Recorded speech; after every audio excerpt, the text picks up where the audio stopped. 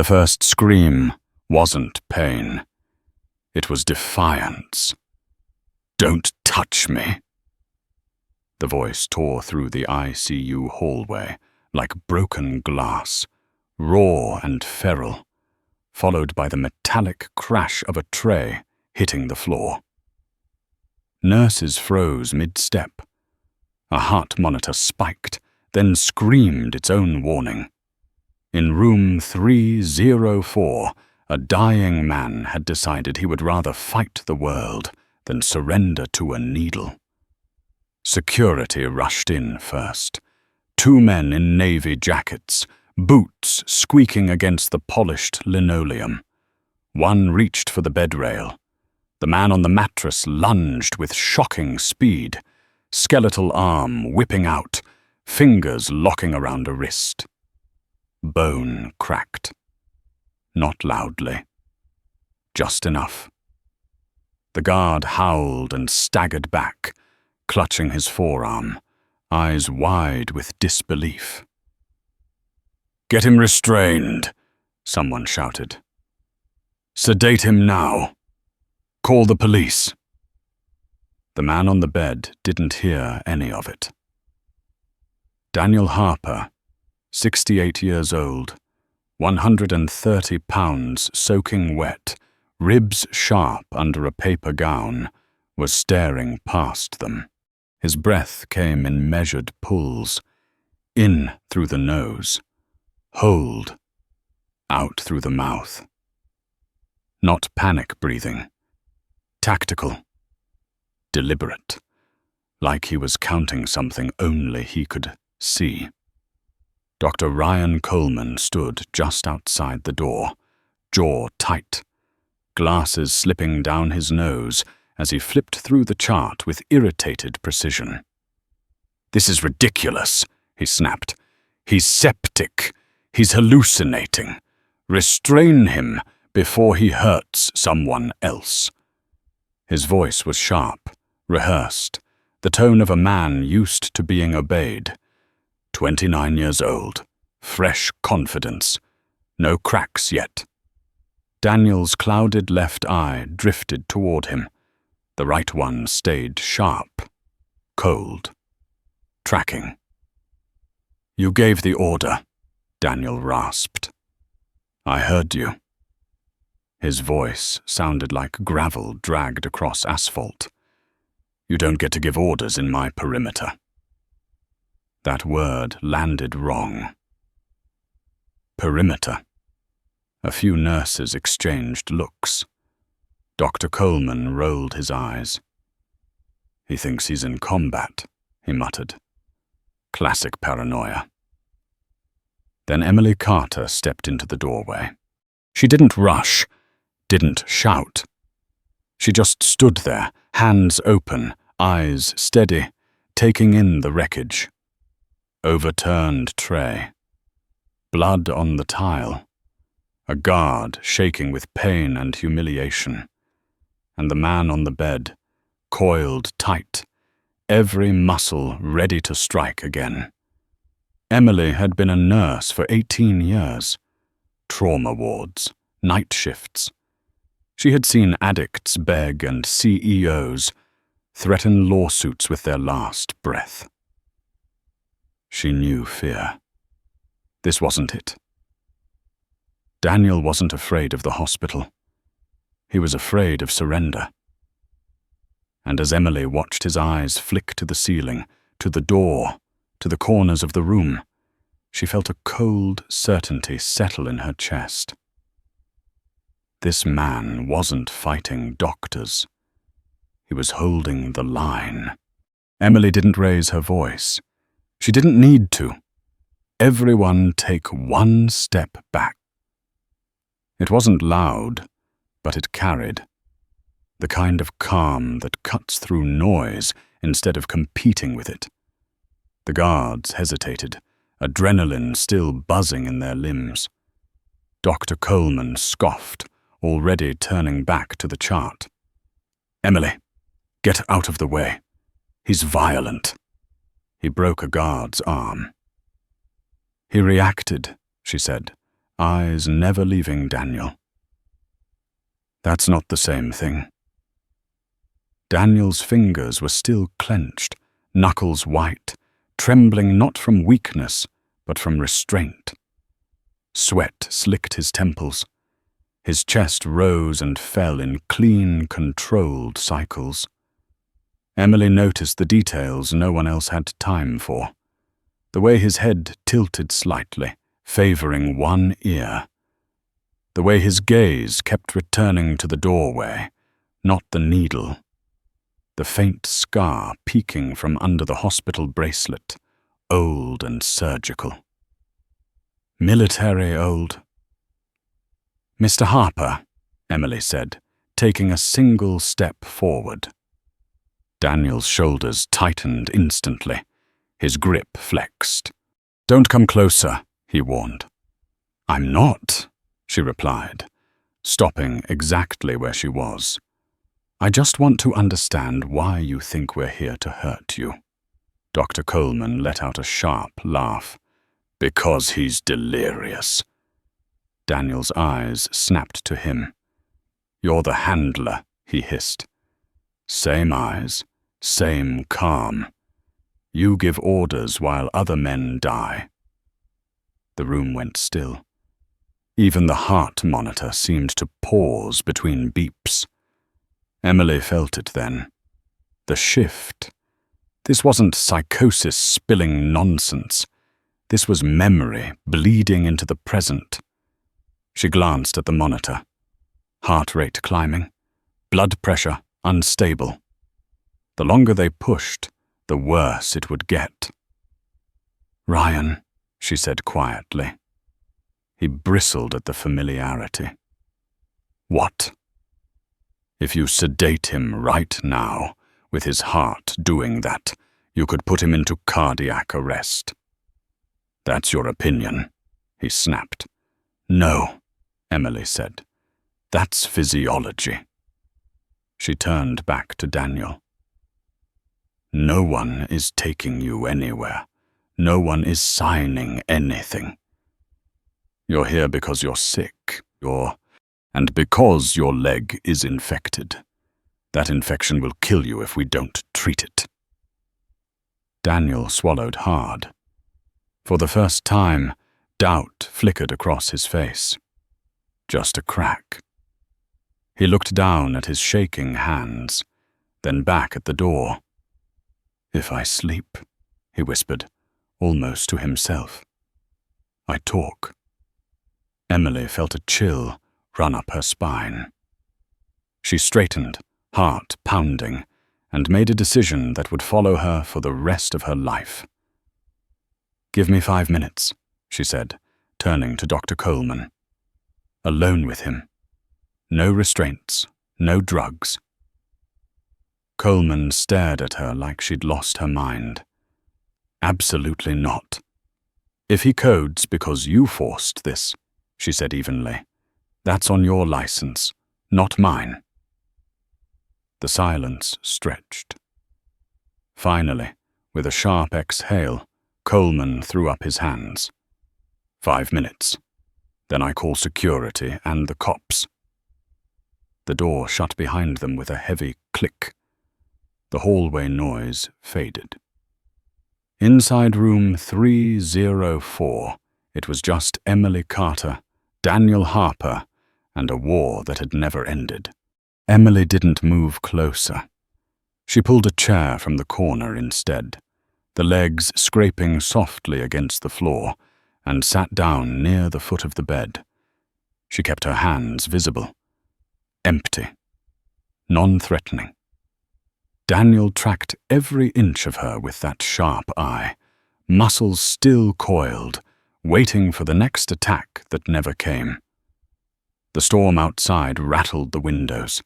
Rain hammered the glass in steady bursts, a low drumbeat that filled the silence. Emily let it. Silence was doing work here. Daniel's breathing began to falter. Not faster. Deeper. Like the weight of holding himself together was finally catching up. His lips moved. barely sound. Unit, check in. Static on the line. His fingers tapped against the mattress, slow, rhythmic, like a signal.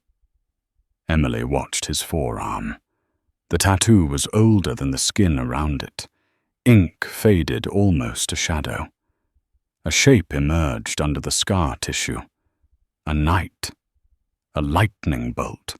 Half erased. Deliberately hidden. "You're tired," she said softly. Daniel's jaw tightened. Tired men die. Only if they stop paying attention. That earned her a glance. A real one. Measuring. "You talk like you've seen it," he said. "I grew up with it," Emily replied. She leaned forward just enough to show intent, not threat. "My father used to sit in our basement every 4th of July. Lights off, no fireworks, no noise. He'd say it was quieter underground." Daniel froze. The tapping stopped. "He never told us where he served," she continued. "Never told us what he did. But he had that same tattoo. Tried to burn it off once. Didn't work." Daniel's breath caught. His gaze dropped to his arm, then snapped back to her, sharp and warning. "You shouldn't see things like that." "Maybe," Emily said. "But I do." The heart monitor ticked faster again. Daniel's hand trembled as he pressed it to his chest. "They listen," he whispered. "If I say the wrong thing, they find it. They always find it." Emily stood slowly now, every movement deliberate. She stopped beside the bed, close enough for him to hear her over the storm, careful not to touch him. "There's nothing in this room except us," she said. "No handlers, no extraction teams, just a nurse and a man who's been fighting for a very long time." Daniel looked at her, really looked at her, as if stripping away the scrubs, the badge, the quiet voice. "What do you want?" he asked. Emily swallowed. Her pulse thundered in her ears. "I want you to let me help you," she said. "But first, I need you to know something." She lowered her voice to a whisper that felt heavier than any shout. "My father didn't die afraid. He died waiting for someone to remember the code." Daniel's eyes widened. Color drained from his face. "Who taught you that?" he breathed. Emily met his gaze, steady and unflinching. He did. Daniel's body went rigid, like a tripwire had been hit somewhere deep inside him. His good eye sharpened, not with anger now, but calculation, the kind that precedes a kill or a test. "That quiet," he said slowly, "doesn't get passed down in bedtime stories." Emily felt the weight of the moment press against her ribs. She could hear her own heartbeat, loud, intrusive. She didn't rush to fill the silence. She had learned that from her father. Silence makes people talk, or it makes them reveal themselves. "He didn't tell me everything," she said. "He told me enough. Enough to know when a man isn't crazy. Enough to know when someone is still on duty." Daniel's lips parted, then closed again. His gaze flicked to the ceiling, the corners, the door, old habits, then back to her. "What was his name?" he asked. Not hostile. "Careful." "Thomas Carter," Emily said. "Call sign Ironfield." The reaction was immediate and violent. Daniel sucked in a breath like he'd been punched. His hand clawed at the sheet. "No," he whispered. "Ironfield went down in the jungle.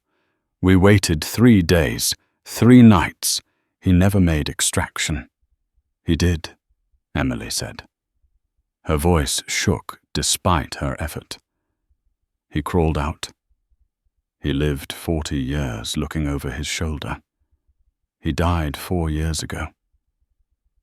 Cancer. But right before the end, when the meds stripped the filters away, he kept asking if the perimeter was cold." Daniel's face cracked, not dramatically, just a subtle collapse of something held too long. Grief slipped through the seams. "Unit Echo 7, he breathed. "We were ghosts. Disposable. Meant to disappear." "You exist right now," Emily said. She reached out, then stopped herself inches from his arm, respecting the invisible line he still needed. "And you're dying, not because of enemies, because of infection. I can stop that." Daniel stared at the IV pole like it was a snake coiled to strike. "It's not the medicine," he said. "It's the sleep. When I sleep, I talk. And if I talk, they come." "Who?" Emily asked. "The man who sold us," Daniel said. His voice dropped to a rasp. "Michael Graves. He's still alive, still powerful, and he doesn't leave witnesses." A sound at the door, a muffled voice outside. Time bleeding away. Emily leaned in, her decision final. "My father told me one last thing," she whispered. "He said if I ever needed a man with that tattoo to trust me, I had to give the countersign." Daniel's breath stopped. His eyes locked onto hers, sharp as a blade. "Then say it," he said. "And if you get it wrong, I won't miss." Emily didn't hesitate. "The shadow is long," she whispered, voice steady despite the fear screaming in her chest.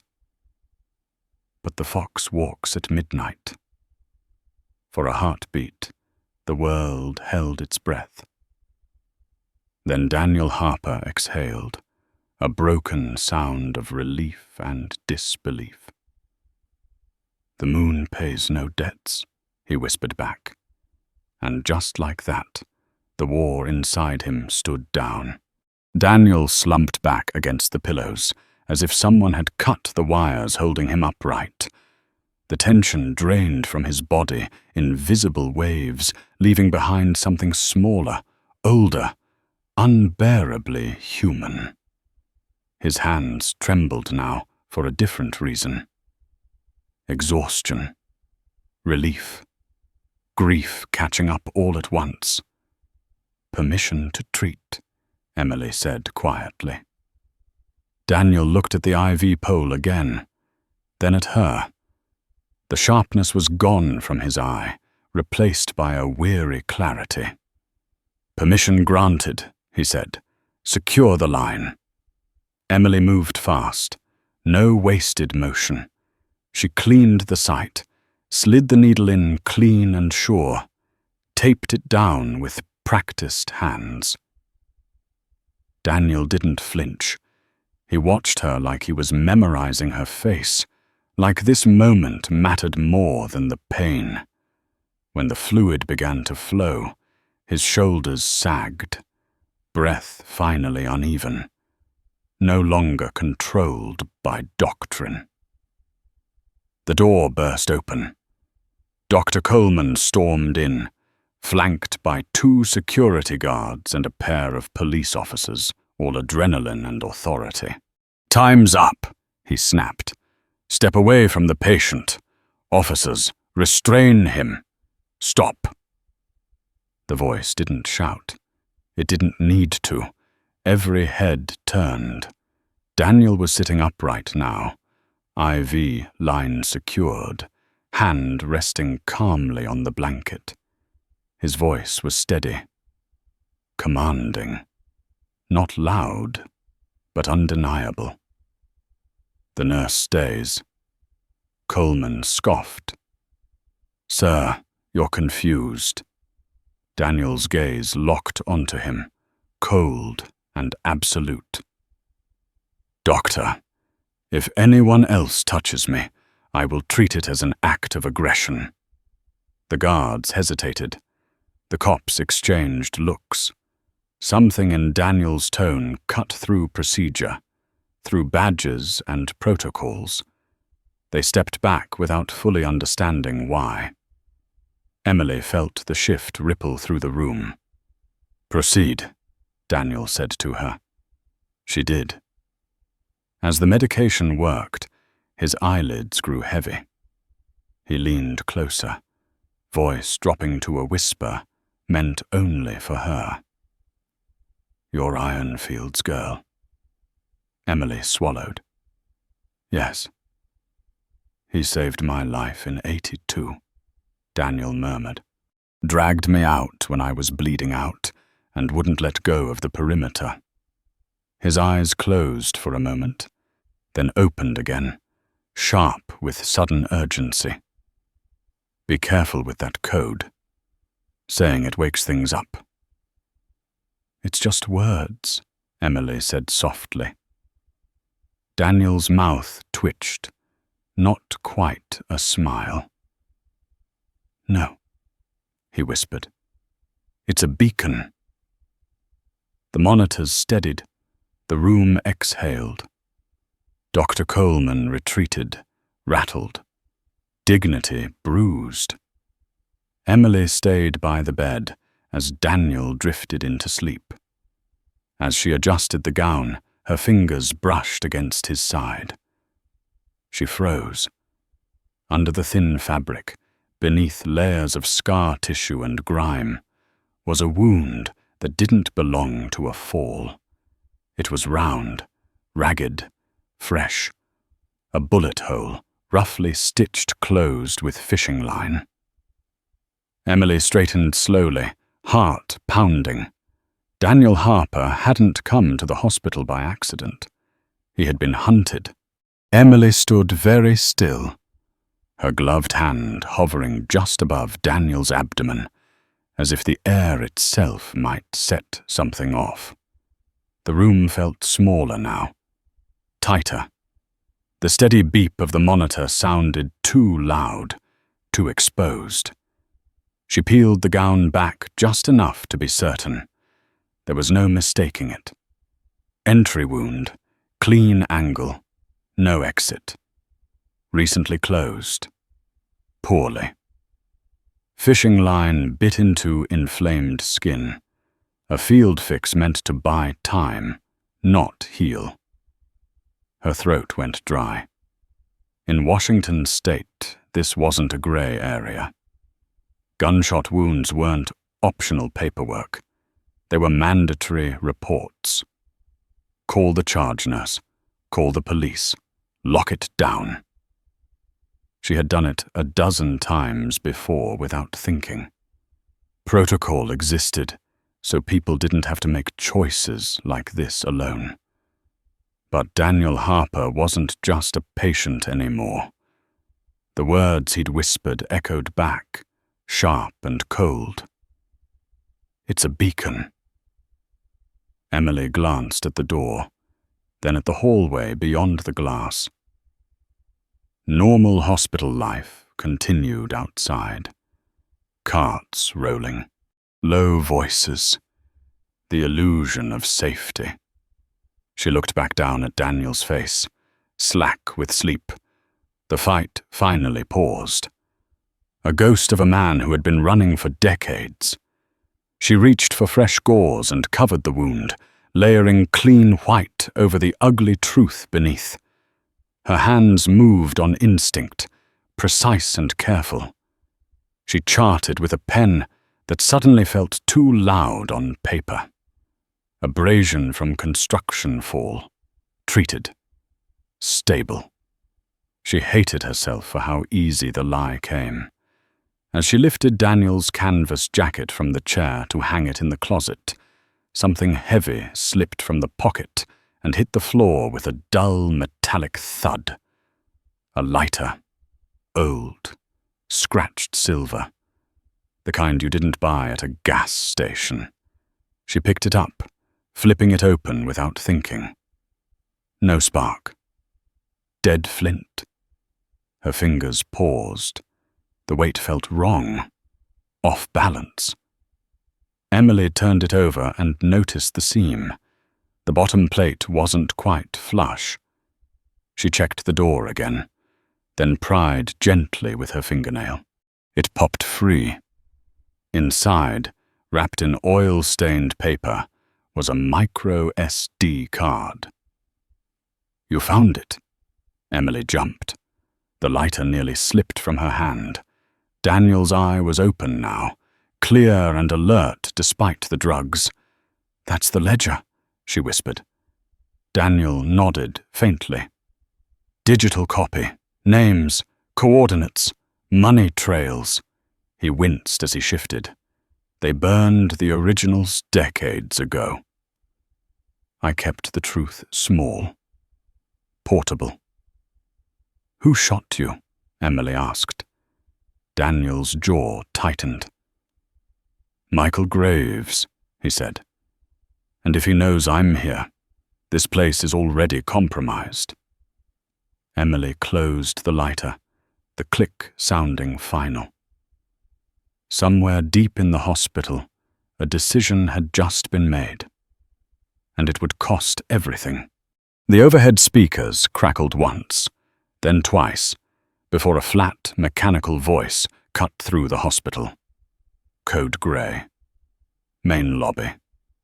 Security to the main lobby. Code Grey. Emily felt the blood drain from her face. Daniel's hand tightened around the sheet, knuckles whitening. He knew that sound. Not from hospitals, from bases, from places where the perimeter had just been breached. "He's here," Daniel whispered. The words carried no panic, only certainty. That wasn't security. That was an entry. Emily crossed to the door and cracked it open an inch. The hallway felt wrong, too quiet. Phones that usually rang non-stop were dead. The low hum of conversation had vanished, replaced by a pressure that seemed to press inward. Somewhere far below, heavy footsteps echoed, slow and unhurried. Not the rush of nurses, not the shuffle of patients. These steps claimed space. She closed the door and slid the chair in front of it, knowing how useless it was, and doing it anyway. Her pulse hammered against her throat. "We can call hospital security," she said, already knowing the lie in it. Daniel shook his head. "Lines are jammed. They do that first." He forced himself upright, grimacing as pain sliced through him. "I wasn't supposed to come here. I was headed north. Border." He caught up to me at the rail yard. I took a hit and lost him in the storm. Ambulance picked me up before I could move again. "You brought the war with you," Emily said. "I tried not to," Daniel replied. There was something like apology in his voice. "You need to take that card. Give it to someone big. Press, federal, anyone who can't be bought." "I'm not leaving you," she said immediately. Daniel met her eyes, and for the first time since she'd met him, there was fear there. Not for himself. For her. "Emily. Graves doesn't leave witnesses. If he finds me here, he won't care who gets burned. Patients, staff, building." He leaned closer, lowering his voice. "This hospital is just another structure to him."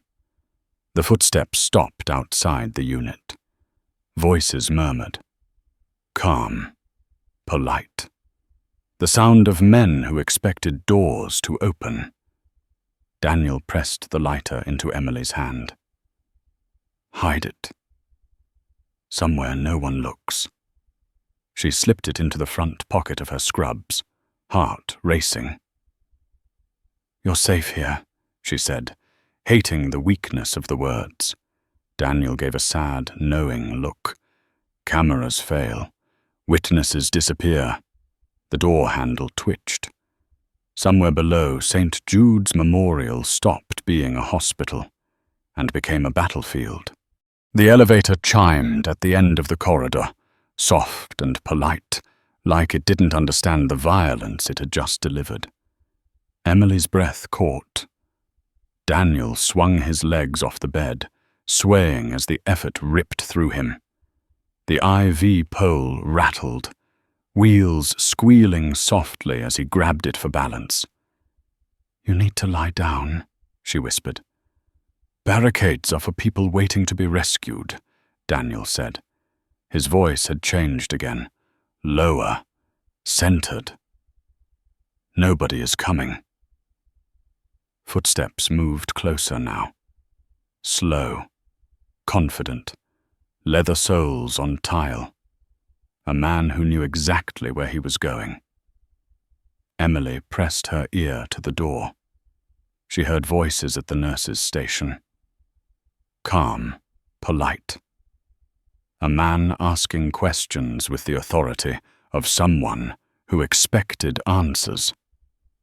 Then a dull thump, a body hitting the floor, a sharp intake of breath from a nurse. Daniel closed his eyes for half a second. When he opened them, the sickness was gone from his expression. Help me to the door, he said. Emily hissed. We need to hide. Daniel shook his head. Hide and wait to be cornered, or move while they think we're contained. He glanced at the hallway map taped to the wall. Sub-basement, mechanical level, oxygen storage, generators. Emily stared at him. Why there? A grim smile touched his mouth. Because chaos is the only thing that levels the field. The voices grew louder. Room 304, a smooth baritone said. Now! Daniel leaned close, his breath warm against Emily's ear. When I say drop, you drop. Her heart slammed. Daniel, verify the target and get low, he ordered, and there was no arguing with that voice. The door handle turned. Emily yanked the chair aside and pulled the door open. The hallway stood exposed, bright and sterile, and 10 feet away stood a man in a charcoal suit, rain still clinging to his shoulders. Silver hair, rimless glasses, calm eyes that missed nothing. Michael Graves smiled when he saw her. Miss Carter, he said gently. Step away from the bed. Daniel kicked the IV pole. The heavy metal stand shot forward, slamming into the hallway like a battering ram. Graves cursed, jumping back as gunfire cracked, sparks skittering across the floor. Daniel roared. Emily dropped flat as shots thundered overhead. She crawled, heart in her throat, and slammed her palm down on the red handle mounted on the wall. The fire alarm screamed. Lights strobed. Doors began to unlock. Somewhere below, systems shifted and failed. Daniel grabbed her arm, pulling her up with surprising strength. Stairs, he barked. Move! As they ran, the hospital filled with noise and confusion, and for the first time since entering St. Jude's, Michael Graves had lost control of the room.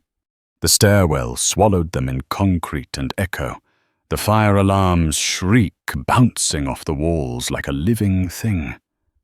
Emily half carried Daniel now, his arm heavy across her shoulders, each step down a negotiation with gravity and pain. Blood darkened the side of his gown, soaking through fresh bandages, the antiseptic smell giving way to iron.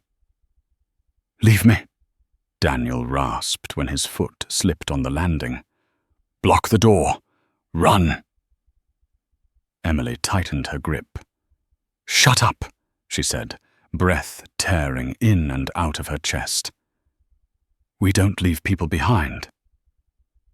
He looked at her then, really looked at her, and something like pride cut through the pain.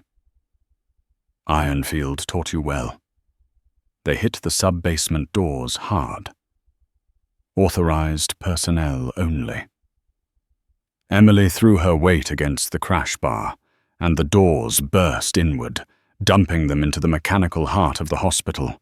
Boilers hissed like sleeping animals. Thick cables ran overhead. In the far corner, behind a chain-link cage, rows of tall green oxygen tanks stood in rigid formation. Daniel straightened, the old instinct taking over. "Breaker panel," he said, pointing. "Main transfer switch. I need darkness." "What are you doing?" Emily asked, dragging him toward the tanks. "Buying time," he said, "for you." He fumbled for the wrench hanging on the wall, hands shaking too hard to grip. Emily took it and spun the first valve. A violent hiss filled the room as oxygen flooded the air. She opened the second. The third. The space changed immediately, invisible and dangerous. "Now the breaker," Daniel said, pressing the lighter into her palm. "Keep it safe." She hesitated. "What about you?" Daniel leaned against the cage, breath shallow. "I hold the line." The lock on the door began to click. Someone was picking it. Calm, methodical. Emily ran to the breaker box. The lever was painted red, massive and final. The door burst open as she yanked it down. The lights died. The hum vanished. Blackness swallowed the room. A second later, Daniel swung a metal bar into the exposed junction. Electricity exploded in blue-white arcs, igniting the oxygen-rich air. Fire rolled across the ceiling. Shouts turned to screams. Steam roared as pipes ruptured. "Go," Daniel shouted. "Maintenance tunnel. Floor hatch." Emily stumbled to the hatch as flashes lit the smoke. She turned back once, just once, and saw Daniel Harper stand tall in the firelight, bloodied, unbowed, raising the bar like a final vow. She dropped through the hatch as the blast shook the world. Above her, Daniel charged into the smoke, and the past finally let him rest. The tunnel was barely wide enough for her shoulders, slick with runoff and rust, the smell of sewage and smoke clinging to her clothes as Emily crawled forward on scraped knees and shaking hands. The world above her ended in a concussive roar that rolled through concrete and bone alike, then faded into a heavy, ringing silence. She kept moving, inch by inch, breath by breath.